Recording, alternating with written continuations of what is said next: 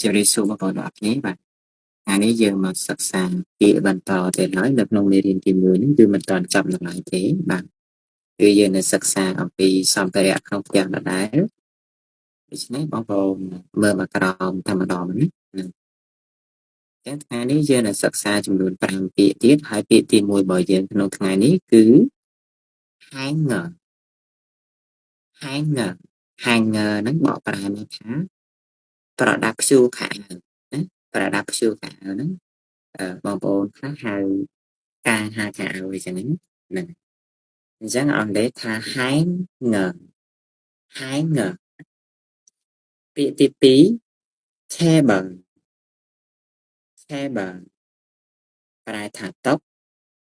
បាទពាក្យទី3 chair chair ប្រែថាកៅអីបាទពាក្យទី4 bed bed ប្រែថាគ្រែពាក្យទី5 vase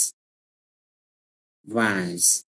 បាទអញ្ចឹងពាក្យនេះបងប្អូនអានថា vase ក៏បានអានថា vase ក៏បាន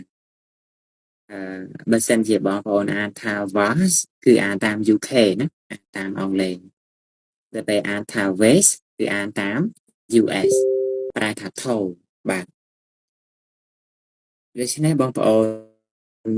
មើលមកប្រយោគតែម្ដងណានេះ He put the shirt on a hanger He put the shirt on a hanger មានន័យថាគាត់បានដាក់អាវនៅលើប្រដាប់ព្យួរខោអាវមួយបែបទៀតថាគាត់បានដាក់អាវនៅលើព្យួរបាទព្យួរហ្នឹងព្យួរអីព្យួរខោអាវហ្នឹងឯងណាបាទ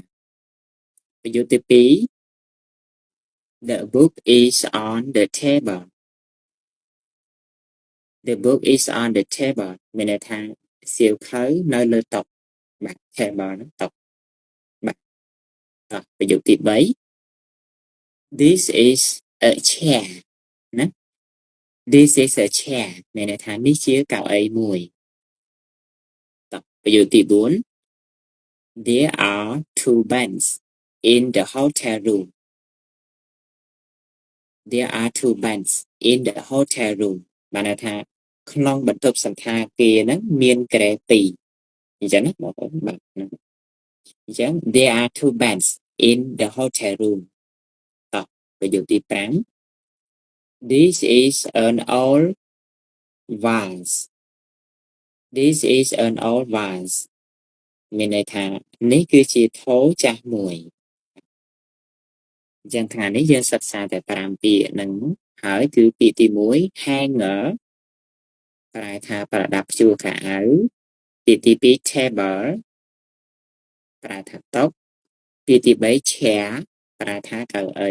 ពាក្យទី4 bed ប្រែថាគ្រែពាក្យទី5 vase ប្រែថាថូបាទនៅក្នុងវីដេអូនេះយើងសិក្សាតែប៉ុណ្ណឹងសូមអរគុណសូមជម្រាបលា